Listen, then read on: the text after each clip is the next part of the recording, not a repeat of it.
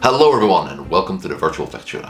My name is Oscar and in this video I'll be going over what I consider to be the most important basics that you need to learn and keep up if you want to learn how to fence with the langes messer.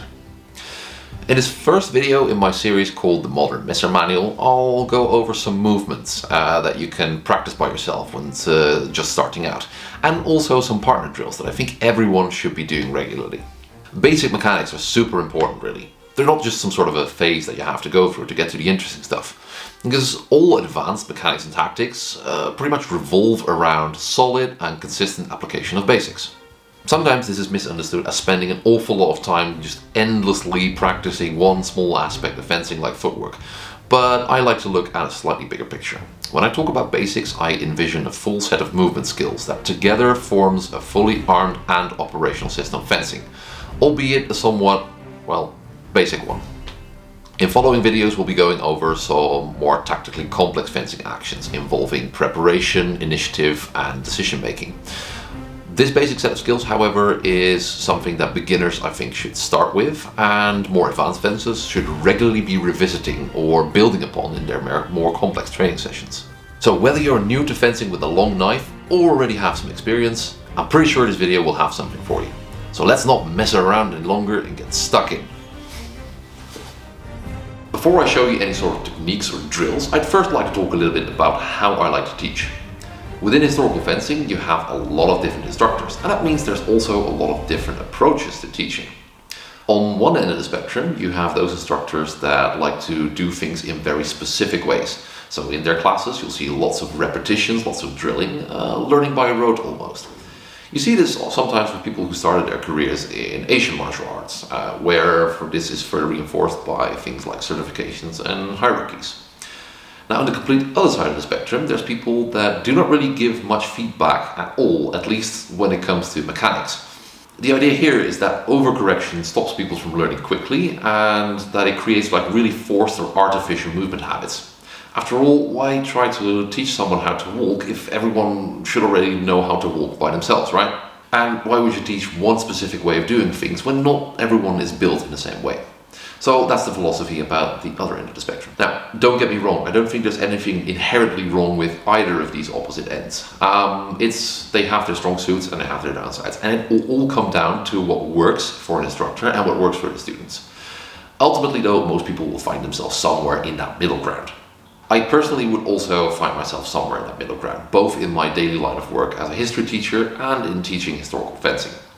So I definitely am not such a fan of very teacher-centric, frontal ways of teaching, but at the same time I also think that when someone is struggling with learning something, they do require at least some feedback, and if you don't provide that for them, they'll definitely get seriously discouraged.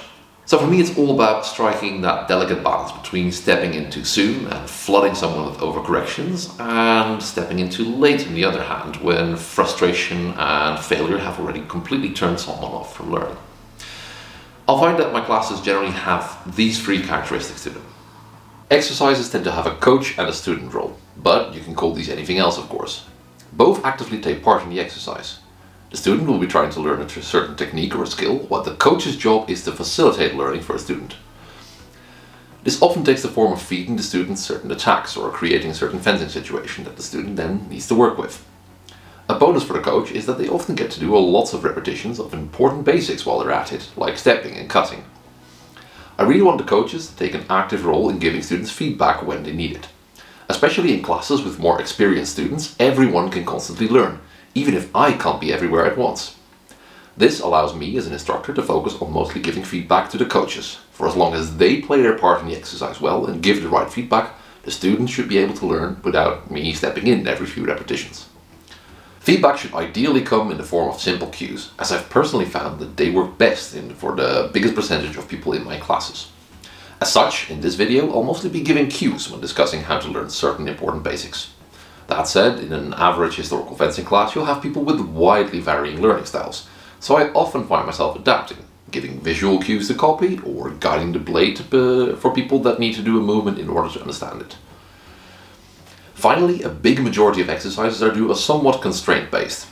That means, in very general terms, that there's not just one correct way of doing an exercise. Instead, there's a stated goal and a number of constraints that should gently guide the student to do things in a certain way. For example, the student holds the messer high, walking backwards and forwards, while the coach holds the messer low. The coach always tries to maintain the distance, trying to be just so far away that the student will need to take a step to hit them. The student's job is simple. Make a cut and hit the coach on the mask. If they just step forward with that cut and the coach does their job well, the student should not be able to hit, because the coach steps back. And if they find the right moment though, for example in reversing directions, the student should be able to hit. But note that there's other ways for the student to achieve this same goal. If on the other hand the coach is not doing what they should, such as being too far away, the student will not be able to do this exercise at all. So I usually tend to just give the coaches feedback on how to play their role well. So get a bit closer. Because if they do, the students will be getting their feedback automatically. So yeah, that's just a bit of a long and roundabout way of saying that I think it's important that you think about what's in this video, not just from a perspective of what you learn and teach, but also how to learn and teach it. So with that out of the way, let's go to the bits that you presumably all came here for. The first thing you are likely going to be doing is picking up a messer. At first, don't worry too much about what messer you start out with. Down the line, I'll be doing a video about what to pay attention to when picking a messer. But for now, pretty much any one-handed waster, from a short rugger to a long thrust-oriented messer, steel or nylon will do. Just pick up something. And when you do, you might be asking yourself, how do I hold this thing?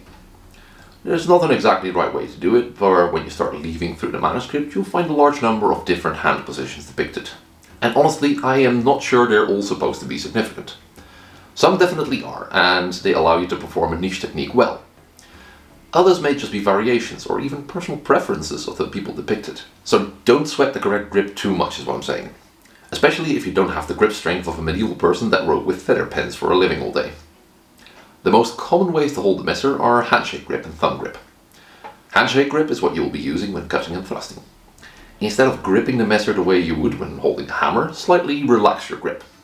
You should now look like you're shaking someone's hand, hence the name. To spare your forearms, you should generally keep your grip relaxed like this when moving the messer and clench whenever there is contact with a blade or an opponent. When thrusting, you may find that it pays off to extend the messer in line with your arm. When cutting, I personally find that the angle between your arms and the messer shouldn't be too big. At around 135 degrees or so, you'll still have plenty of extension, but your grip when hitting things at speed is just better. And if your hit gets parried, your hand is less likely to be very painfully in the way. The other important way of holding the knife is called thumb grip, as you turn the knife 90 degrees in your hand and put your thumb on the flat side of your crossguard. This grip is used for certain specialized cuts with a short edge, such as the entrusthout. You can of course put your thumb on the flat side of the blade, but it's at a much higher risk of getting hit there. As a handy rule of thumb, I'd like to put it on the spot where the nagel or nail of the messer is riveted in place. Don't worry if your thumb slips off into the blade in the heat of the moment, but at least you're minimizing the risk of crushed thumb if you consistently try to keep it on the nagel. As a final note, what to do with your hands, it's like that one class on presentation skills all over again, right? We need to discuss the empty hand. Conventionally, messer fencers keep it on the back. It looks a lot better than keeping it hanging limply by your side, and we all know that looking good is one of the most important priorities of a fencer. But on a more serious note, it's not such a big deal what you do with your offhand, as long as you don't hold it out in front where it gets hit easily. On your back or in your side, it's out of danger, and it also allows you to keep a potential scammer from getting in the way. You could theoretically keep it on your chest, but I would advise only doing that when you're planning grappling already, as it hurts a lot if your hand gets in the way of a thruster cut to the torso. I personally just keep it on my lower back, and I feel that works fine, even for quickly going into grappling. So, now that you know what to do with your hands, let's talk about your body as a whole. How to hold yourself, how to stand when fencing. And this is where the 4 positions come in. There's quite a few different ways to hold yourself, or quite a few different guards if you will. For those of you that might occasionally watch anime or older Japanese samurai movies, you might be familiar with this idea that 2 combatants stand in guards and then are visualizing the potential different outcomes or pathways based on what can happen from those guards. And yeah, the 4 positions basically help you do that, although in reality things move a lot faster, of course. In time, you'll definitely learn how to move through the positions fluently at any point in this movement, being aware of what could happen, what you could do. However, that's for later.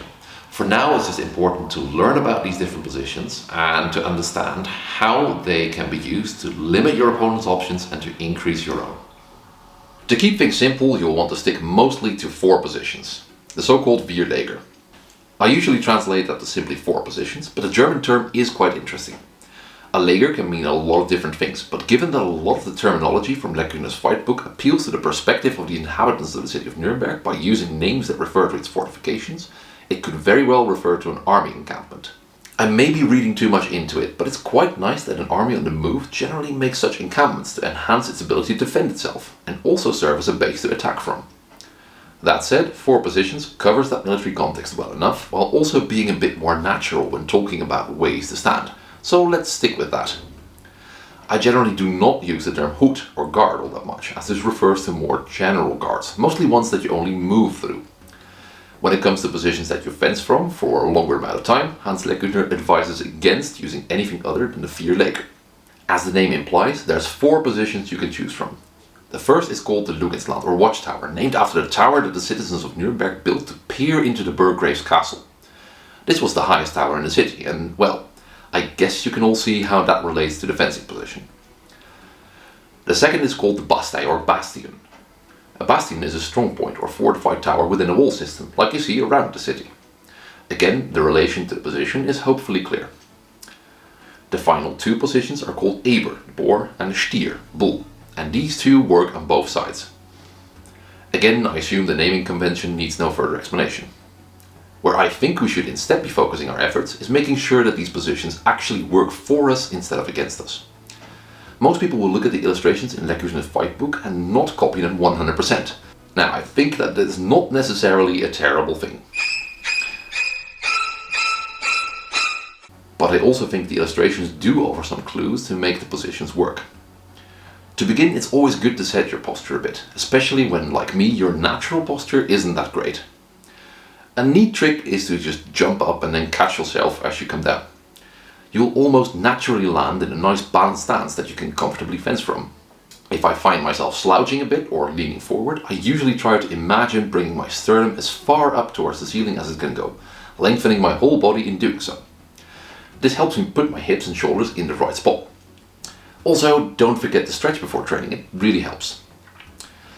When it comes to the 4 positions, the most important thing to remember is that you should bring your hand back to remove it as a target. Having pretty decent hand protection nowadays allows us to be a bit lazy with this, but going without gloves you'd quickly come to realize how poorly a messer protects the hand when it is out in front. This cue in itself is enough to fix some of the shitty saber that people sometimes seem to gravitate to when first trying messer, but it does leave your deep targets like the torso and head quite open. There's currently just a lot of free real estate there, so to help with that, try to always keep one shoulder oriented forwards and the other one back. So if you keep your messer on your right side, the right shoulder should always be at the back and vice versa.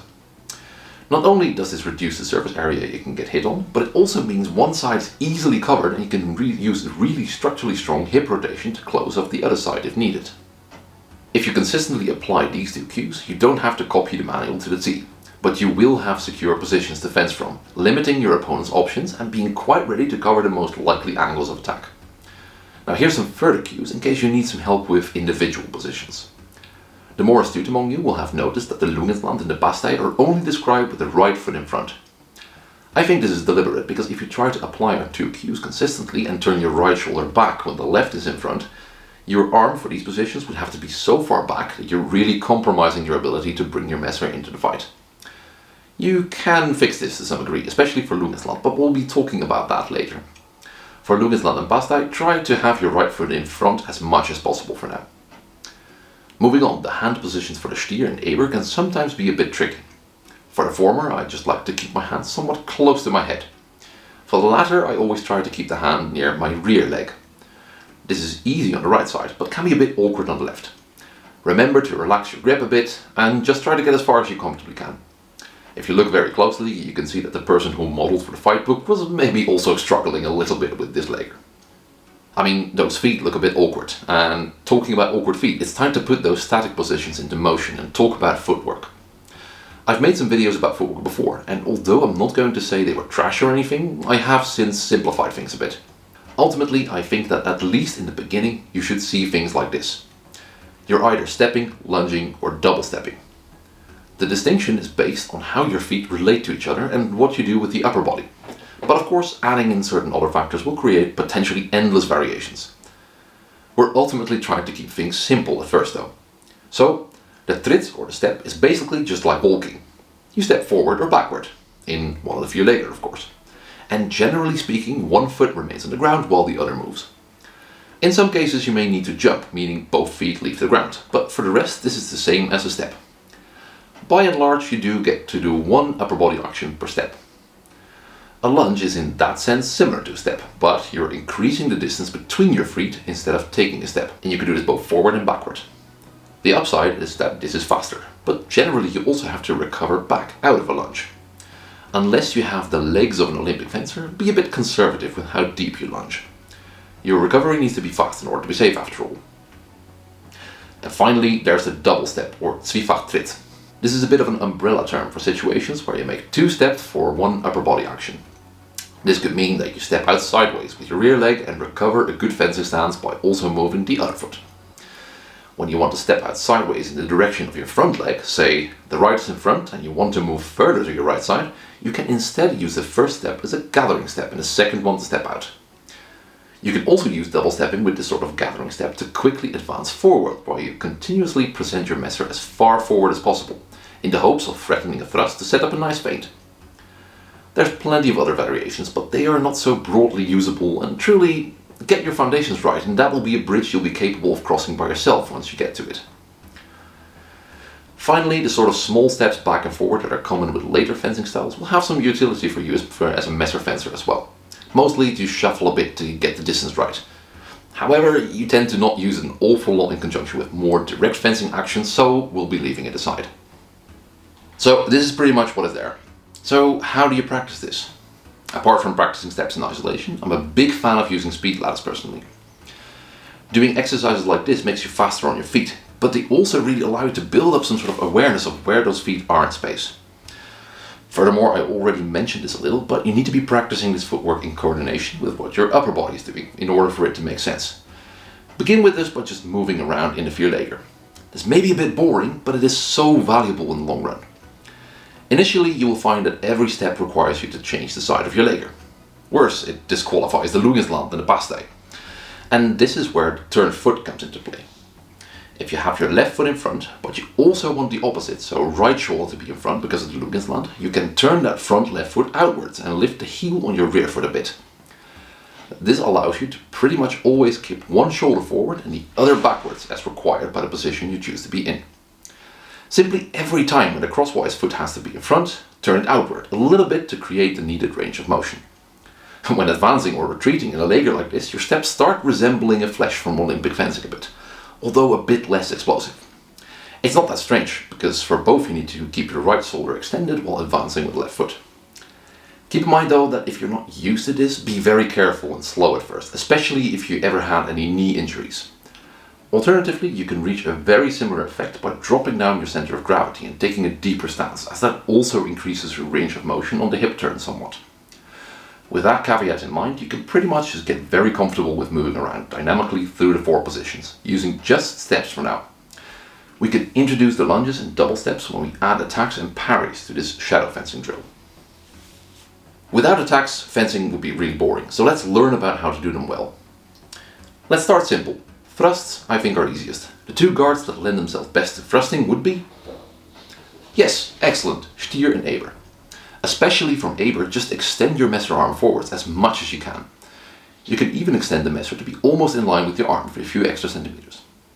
From Stier this will be slightly harder, as you need to turn your hand in order to extend the messer into what we call langenwoord, or long point. That said, it's still pretty, well, straightforward. Thrusts from the bind play a large role in messer fencing as well, but we'll touch on that in its own dedicated video. Cutting will come with some more instructions. From Lugensland you naturally feel like making a cut from above, the so-called Oberhau. Remember that in this case your wrist and fingers will benefit if you don't fully extend your messer in the line of your arm. If you have a really light messer, you may be able to stop the Oberhau halfway through, like with longsword. But if you have a knife with at least some blade presence, I would really recommend to just stick to full cuts. Trust me, your elbow and shoulder will be grateful. Another benefit of full cuts will become clear once you start cutting into the bind more, but that is for the next video. Although steer isn't the most direct position to cut from, the Oberhau from there is quite nice, and it's also very easy to recover back into steer. Cutting from below, the Unterhau is best done from Bastei. There will always be exceptions, but generally cuts with the short edge will be preferable to using the long edge here. Having only one hand on the messer means the latter will seriously lack reach and structure. Cutting with the short edge Unterhau has many uses, but still not as much as the Oberhau though. Where attacking from Bastei really shines though is casting a blow into long point. That means starting your attack as a cut, but then redirecting the messer into a thrust by extending the arm forward. You can also do this from Lungenflam, by the way. Then especially it feels like casting a fishing rod, where you almost swing the messer forward into the thrust. Let's now try to integrate these attacks into our existing shadow fencing drill. I like to usually start with just moving through the positions and gradually start adding in more cuts and thrusts from there, always recovering back into a lager after an attack or sequence. Keep in mind that you can also start adding in lunges and even linear double steps, as they integrate really well with anything involving long point. Without parries, fencing would be only marginally less boring, so let's finally talk about those a little bit. When I talk about parries, I refer to what in the fight book is described with the verb versetzen. This would literally translate to setting aside, and although we are wired to not only rely on this, it is very helpful in staying alive if you don't have the initiative. There are two different ways of parrying the most common attacks, being cuts from above and thrusts to your upper body and head. One has the point upwards, which I refer to as a straight parry, and the other one has the point hanging down, which is often referred to as bogen or the bow. This straight parry, so bog standard it is simply referred to as versetzen, gives you generally just a parry action, while in the same amount of time the bogen integrates both the parry and the riposte, which is the counterattack. This is made even more potent by the fact that you can use double steps with the bogen. Remember, these also give you a double action, so to speak, making the bogen a really fast parry-riposte combination. On the flip side, the straight parry does allow you to transit into a winding once you learn how to do those, so certainly don't disregard them. Speaking of, you can of course also use windings to parry and instantly counterattack. But this is difficult to get right, and the price of failure is a double hit, so I think it's a good idea to in the beginning emphasize defense a bit more than offense. Finally, we have to round out the parries by coming up with an idea to deal with the Unterhau and any attacks to a lower target, like your lower torso or hips. The Wecker or waking cut can be quite useful for this, although we'll discuss that one in more detail at a later time. For now, anytime anyone comes at you from below, just fall on their blade crosswise while also stepping to the side or backwards if you can. As with the attacks, you can add these parries and riposte to your shadow fencing to create the opportunity for yourself to really practice all the basic mechanics of messer fencing anywhere and anytime. To round out this video, let's talk a bit about some good ways to train this with a partner. Shadow fencing is great, but training with someone is better. There's two drills in particular that take a lot of the elements from this video and give you plenty of opportunity to practice them. The first is what I like to call messer ping pong. Basically, you both get to take turns for initiative. One of you makes an attack, the other parries. Initiative then shifts, and the attacker becomes the defender. You can do this almost infinitely, but since quality of repetitions seems to slack off after a bit, usually bursts of 10 repetitions are really nice already. Another drill I absolutely adore is the leader-follower drill. This one emphasizes movement through the positions more. There is a leader and a follower, and the follower should always try to remain at the distance where the leader would need to take one step to be able to attack them. You can pretty much insert almost any position, attack or parry, into this drill, and that makes it a really adaptable training exercise that has limited elements of free fencing in it. Of course, with everything we discussed in this video, you have more than enough to also dip your toes into sparring. Doing lots of bouting is absolutely key in becoming a good fencer, as long as you get to reflect on what you do. Chat afterwards with your partner or even record your fencing. This also goes for solo drilling, by the way. Anyway, these are all some ways in which I like to get better at fencing, and I think that anyone can benefit from them. I don't know about you, but I'm feeling that I'm nearing the end of my attention span here. I already dumped a lot of information on you, so I think it would be good to call it here. In the next video, we'll be looking more closely at the mechanics associated with winding and grappling with the messer, and the more advanced tactics associated with them. For now, I'd like to wish you a lot of fun training with messers. If you can spare this video a like and a share, it would really help me out a lot. I spent a lot of time making this video, and I can unfortunately predict that this is not exactly the kind of content the algorithm would like me to make. So any sort of support it does get will go a really long way. Speaking about support, I'm really thankful to all of my patrons who have been patiently awaiting the creation of this first video in the series, So thank you very, very much. You are amazing. For now, I wish you all a very good day, and until the next one. Okay, doei.